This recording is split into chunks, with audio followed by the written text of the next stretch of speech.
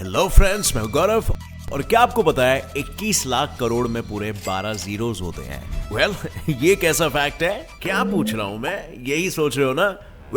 यही रकम 2019 में दुनिया की largest economic power United states की जीडीपी थी, पूरे 21 लाख करोड़ डॉलर, यानी 15 करोड़ करोड़ रुपए। हाँ, यस, 2 बार करोड़। और वहीं दूसरी तरफ दुनिया की सेकेंड इकोनॉमिक पावर यानी हमारे प्यारे पड़ोसी चाइना का जीडीपी था 10 करोड़ करोड़ रुपीस। बट एक मिनट, किसी भी देश को इकोनॉमिक पावर बने रहने के लिए उसे हर साल ग्रो करना पड़ता है। पर वर्ल्ड बैंक के इस रिपोर्ट के अनुसार 2000 से 2020 तक इंडिया की जीडीपी का ग्रोथ रेट तो यूएस से भी ज्यादा रहा है, यानी कि 2016 में तो हमने चाइना तक को भी सरपास कर लिया था।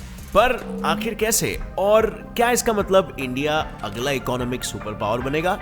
वेट। अगला इकोनॉमिक पावर बनने की रेस में इंडिया अकेला नहीं है। हमारे जस्ट पीछे ही वियतनाम और फिलीपींस जैसे देश भी है। खुद ही देख लो, 2019 में जहां सबका जीडीपी ग्रोथ रेट डाउन था, वहीं वियतनाम ने 7.01% की ग्रोथ हासिल की और वो दुनिया का one of the fastest growing economies बन गया। और दूसरी तरफ फिलीपींस का ग्रोथ रेट इंडिया से भी फास्ट रहा और 2016 में उन्होंने 185 करोड़ रुपीस तो सिर्फ कॉल सेंटर से ही कमाए। तो क्या बीपीओ सेक्टर ही उनके अद्भुत ग्रोथ रेट का राज है? इसके लिए हमें थोड़ा सा डीप रिसर्च करना पड़ेगा, ये जानने के लिए कि अगला इकोनॉमिक पावर कौन बनेगा, आज के इस वीडियो में, जिसका टाइटल है new economic powers of Asia. Friends, Google बाबा से मिले हुए सूत्रों के अनुसार अपना ये एशियन कॉन्टिनेंट 2030 तक करीब 60% ऑफ द ग्लोबल ग्रोथ का कंट्रीब्यूटर होगा। तो जाहिर सी बात है कि उसमें इंडिया का भी बहुत बड़ा योगदान रहेगा, इसीलिए तो हम सबसे पहले शुरू भी इंडिया से ही करेंगे।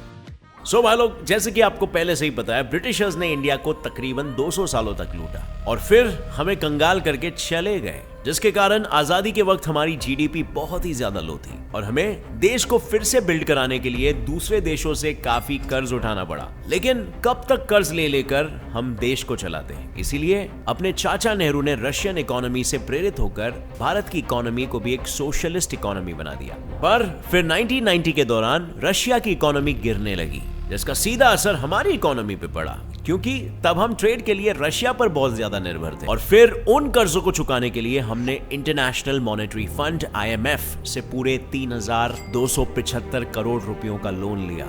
लेकिन उसके बाद क्या? अब IMF का कर्ज चुकाएंगे कैसे जब हमारी इकोनॉमी इतनी गिर रही थी?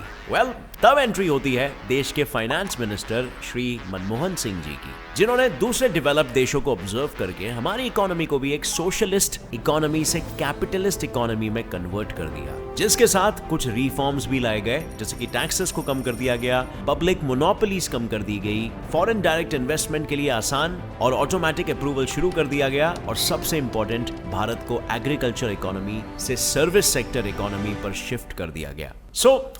ये सब क्यों किया गया? इससे आखिर क्या हो जाता? तो बेसिकली भारत एक कृषि प्रधान देश है, यानी हमारा एग्रीकल्चर सेक्टर काफी दमदार है। सोचो ना, 1950s के दौरान एग्रीकल्चर का देश के जीडीपी में पूरे 54% का कंट्रीब्यूशन था। लेकिन 1990s के बाद, शिफ्ट के बाद, अब एग्रीकल्चर सेक्टर जीडीपी में सिर्फ 15.4% जितना ही कंट्रीब्यूट करता है। अब फ्रेंड्स, आगे बढ़ने से पहले, क्या आप जानते हो fun88.com Asia's most trusted gaming site के बारे में? यहाँ पर आप क्रिकेट गेम्स में जैसे कि CPL कैरेबियन प्रीमियर लीग में प्रेडिक्शन कर सकते हो। Fun88 ऑफिशियल गेमिंग स्पॉन्सर्स है कैरेबियन प्रीमियर लीग और प्रीमियर लीग टीम्स जैसे कि टॉटनहैम हॉटस्पर्स और न्यूकैसल यूनाइटेड के। ये लोग ऑफिशियल गेमिंग पार्टनर्स है और डैरन सैमी इनके ब्रांड एम्बेसडर है। यहाँ पर आपको अपने पहले डिपॉजिट पर 300% बोनस मिलेगा, यानी कि 1000 रुपए का सीधा 3000 रुपए। यहाँ पर 9 मेथड्स और more than 30 option to deposit. पैसों को विड्रॉ करना एकदम फास्ट है, सिक्योर पेमेंट ऑप्शंस है और यहाँ पर लाइव स्ट्रीम्स भी होते हैं। इसमें लाइव कैसीनो है with 7 different gaming vendors with more than 200 casino games available. यहाँ पर आप लाइव गेमिंग कर सकते हो, लाइव टेबल्स खेल सकते हो with real deals and dealers. So click on the link in the description and go check out this website now. पर दूसरी ओर सर्विस सेक्टर्स ने इन कुछ ही सालों में इतना ग्रो किया है कि अब इनका शेयर पहुंच चुका है सीधा 53.89% पे। सो वी कैन सेफली से कि इसी शिफ्ट की वजह से हर 5 साल में भारत की जीडीपी तेजी से डबल होती गई और इसी ग्रोथ को और ज्यादा गति मिली 2014 में, जब हमारे मोटा भाई यानी पीएम मोदी जी ने make in India campaign launch किया, जिसकी वजह से बहुत सारी एफडीआई यानी foreign direct investment, foreign companies को भारत में मैन्युफैक्चर करने का मौका मिला। अब एप्पल को ही देख लो, जिसने चेन्नई में आईफोन्स बनाना शुरू कर दिया, क्योंकि भारत में बिजनेस करना अब इजी हो गया था। और बाय द वे, ऐसा मैं नहीं बल्कि ईज ऑफ डूइंग बिजनेसेस का वर्ल्ड लिस्ट बोल रहा है, जहां 2019 में भारत 100th से सीधे 63rd पोजीशन पर टपक पड़ा। और इसके बाद कई फॉरेन कंपनीज भारत में मैन्युफैक्चर करने के लिए अट्रैक्ट होने लगी और हमारे मैन्युफैक्चरिंग सेक्टर को और बढ़ावा मिली। अब अगर आपको याद होगा तो मैंने वीडियो की शुरुआत में बताया था कि 2016 में हमने चाइना को भी सरपास कर दिया था और हमारा ग्रोथ रेट 8.25% का हो गया था। वो इसी रीजन के वजह से हुआ था, ये सब बदलावों के बाद। लेकिन भारत यहीं पर नहीं रुका, बल्कि हमने इलेक्ट्रॉनिक मैन्युफैक्चरिंग में भी छलांग मारी। इन शॉर्ट, हम खुद इंडिया में ही स्मार्टफोन्स बनाने लगे, जैसे कि Vivo India, शायोमी, Samsung mobiles etcetera. ये सब की मैन्युफैक्चरिंग हम इंडिया में ही करने लगे और ये सब भी हमने बाय द वे 2016 में ही शुरू किया था। और तब की तारीख में हम सिर्फ 1 करोड़ स्मार्टफोन ही बना पाते थे, पर 2019 तक भारत में पूरे 15 करोड़ स्मार्टफोन्स बने हर साल, वो भी उसके बाद बनने लगे। वैसे देखा जाए तो ये हमारे लिए पॉसिबल हुआ क्योंकि भारत का कंज्यूमर मार्केट ही नहीं बल्कि इंडिया में कम पैसों में काम करने वाले लेबर्स भी ज्यादा है। जैसे उदाहरण के लिए चाइना का एवरेज लेबर कॉस्ट है 2000 रुपीज, वहीं भारत का सिर्फ और सिर्फ 370 रुपए है। और चाइना का दुनिया के कंपैरिजन में ऑलरेडी काफी कम है, तो हमारा कम से भी कम है। सो नेचुरली कोई भी फॉरेन कंपनी यही सोचेगी ना कि क्यों मैं इतना पैसे देकर चाइना में कराऊं, उससे अच्छा इंडिया ही क्यों ना चले जाए। प्लस इंडिया एक स्टेबल कंट्री भी है, यानी यहाँ पे डेमोक्रेसी है, और इसीलिए फिर धीरे धीरे फॉरेन कंपनीज चाइना जैसे मैन्युफैक्चरिंग हब को छोड़कर अब भारत में मैन्युफैक्चर करना शुरू कर दिए, जिसका फायदा हमें भी हुआ क्योंकि उनके कारण ही हमारी जीडीपी भी काफी बढ़ी, यहाँ पे एम्प्लॉयमेंट भी बढ़ा। और अगर ये सिलसिला इसी तरह चलता रहा तो 2050 तक भारत इकोनॉमिक पावर के रेस में यूएस को भी पीछे छोड़ देगा और सेकंड पोजीशन पर आ जाएगा। आई नो ये सुन के तो कतई अच्छा लगा होगा, लेकिन क्या ये इतना आसान है? बिल्कुल भी नहीं, क्योंकि इंडिया के इकोनॉमिक पावर बनने के रास्ते में कुछ कांटे भी है, जैसे कि करप्शन, इंफ्रास्ट्रक्चर की कमी, सोशियो पॉलिटिकल प्रॉब्लम्स, और यही सब इंडिया की ग्रोथ को रोक रहे हैं। लेकिन अगर इंडिया ये सब कांटे निकाल के जमीन पे फेंक दे तो हमारा भविष्य बहुत ही उज्जवल है। पर इसी उज्जवल भविष्य के सपने सिर्फ हम ही नहीं बल्कि वियतनाम और भी कई देश देख रहे हैं। और क्या आपको पता है, वियतनाम में तो 1986 तक प्राइवेट बिजनेस करना अलाउड ही नहीं था, लेकिन बस इन्हीं कुछ सालों में आज वहां पर 7 लाख से भी ज्यादा प्राइवेट बिजनेसेस ऑपरेट कर रहे हैं। अब ये इतना बड़ा बदलाव आया कहां से, ये जानने के लिए हमें वियतनाम के जाना होगा।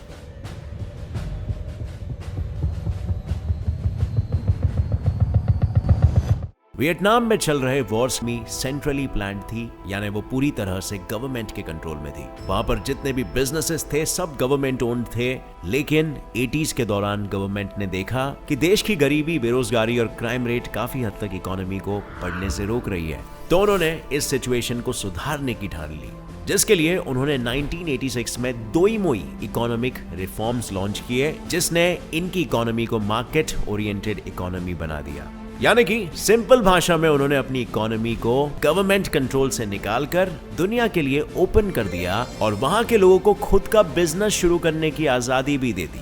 बस फिर क्या था, जैसे ही प्राइवेट बिजनेसेस करने की अपॉर्चुनिटी मिल गई, वियतनामीज लोगों ने 30,000 से भी ज्यादा प्राइवेट बिजनेसेस खोल दिए एंड 1989 में गवर्नमेंट ने 1200 स्टेट ओन्ड कंपनीज को कम करके 2016 तक 600 कंपनीज तक कर डाला। यानी कि कंपनीज को प्राइवेटाइज किया और कुछ कंपनीज में सिर्फ गवर्नमेंट शेयर्स रखे गए नाम के लिए, पर चलाने के लिए दूसरों को दे दिया गया प्राइवेट कंपनीज को, जिससे कि सर्विस और बेहतर हो सके। इसके बाद 1990s में वियतनाम का पहला foreign direct investment law pass किया गया, जिसके बाद कई फॉरेन कंपनीज जैसे कि Samsung, Nestle, Procter and Gamble, Unilever etcetera ने वियतनाम में मैन्युफैक्चरिंग करना शुरू कर दिया। ऐसे ही करते करते international trade and internal reforms से वियतनाम ने 1990s के बाद हर साल 7% की इकोनॉमिक ग्रोथ दिखाई। और कमाल की बात तो यह है कि इसी रेस में वियतनाम ने 2018 में चाइना को भी पीछे छोड़ दिया था। और इसीलिए भैया, अगर ऐसी स्पीड में वियतनाम दौड़ता रहा तो फिर ये तो यूएस को भी पीछे छोड़ देगा। लेकिन वियतनाम की अच्छी खासी चल रही कहानी में भी अचानक से आ गया एक ट्विस्ट, जो है वहां का फास्ट एजिंग पॉपुलेशन। यानी वहां का मेजॉरिटी पॉपुलेशन फिलहाल 30 से 40 के बीच का है, जो आने वाले कुछ सालों में ओल्ड एज में चला जाएगा और फिर वो आगे काम नहीं कर पाएंगे और ये वियतनाम की बढ़ती इकोनॉमी के लिए बहुत ही घातक साबित हो सकता है। लेकिन इस प्रॉब्लम को कैसे हैंडल किए, उसके लिए जापान भी वियतनाम की मदद कर रहा है, क्योंकि जापान खुद भी सेम ही प्रॉब्लम से गुजर रहा है। साथ ही वियतनाम में पॉवर्टी आज भी एक बहुत ही बड़ा इशू है, जिसको सुधारने के लिए गवर्नमेंट नाकाम कोशिशें कर रही है। पर मान लो कि अगर वियतनाम अपने इन सारे प्रॉब्लम्स को हैंडल कर लेता है, तो चांसेस काफी है कि Vietnam next Asian economic power बनने की रेस में जीत जाएगा।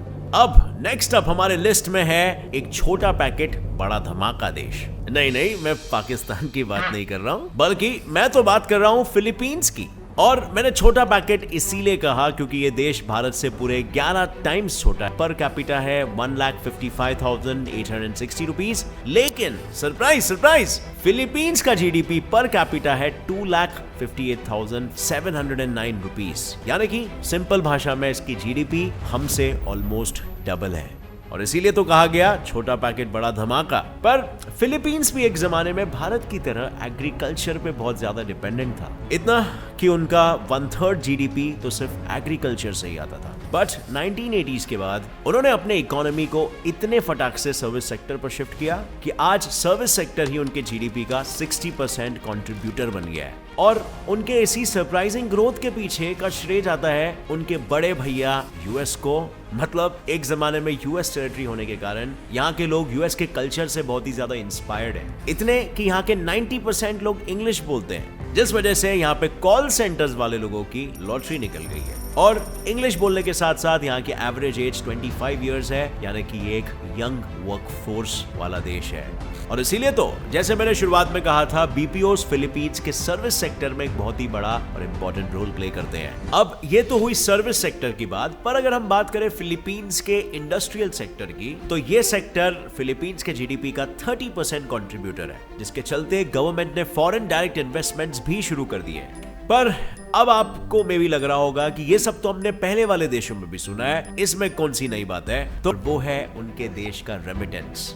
And for your information, remittance एक इकोनॉमिक टर्म है जिसका सिंपल मीनिंग है परदेश जाओ, पैसे कमाओ और फिर वही पैसा अपने घर भेजो। मतलब जो फिलीपींस के लोग फॉरेन कंट्रीज में कमाते हैं उसे कहते हैं रेमिटेंस। और 2014 में फिलीपींस का फॉरेन एक्सचेंज रेमिटेंस था 20 लाख करोड़ रुपीस। लेकिन जैसे हमने दूसरे कंट्रीज के चैलेंजेस की बात की, वैसे ही फिलीपींस के भी अपने प्रॉब्लम्स हैं, लाइक पॉवर्टी जो है 16.6%, इनकम इनइक्वालिटी और यहाँ की पुअर हेल्थ केयर सिस्टम। अब फिलीपींस को अगर कोई चीज रोक सकती है तो वो है यही सब प्रॉब्लम। फिलीपींस अगला धमाका बन सकता है एशिया का। सो फ्रेंड्स, अगर इन तीनों देशों में बताया जाए कि कौन सा देश सबसे पहले आगे आएगा, तो इसका जवाब दे पाना मुश्किल है, क्योंकि कोविड के चलते हर देश अपनी समस्याओं से जूझ रहे हैं। लेकिन आने वाले कुछ सालों में ये तो तय है कि इन तीनों देशों में से एक। आप मुझे बताओ नीचे कमेंट सेक्शन में, आपको क्या लगता है कौन होगा वो देश? मुझे पर्सनली तो इंडिया पे ज्यादा बिलीफ है as compared to any other देश। एंड विद दैट सेड, अगर ये वीडियो से कुछ भी नया सीखने मिला तो एक लाइक जरूर ठोकना। नए हो इस चैनल पर तो अभी सब्सक्राइब करो get set fly fact channel, क्योंकि यहाँ पर जो ज्ञान आपको मिलेगा उससे आप जीनियस बनते चले जाओगे। Always friends, stay curious, keep learning and keep growing. जय हिंद।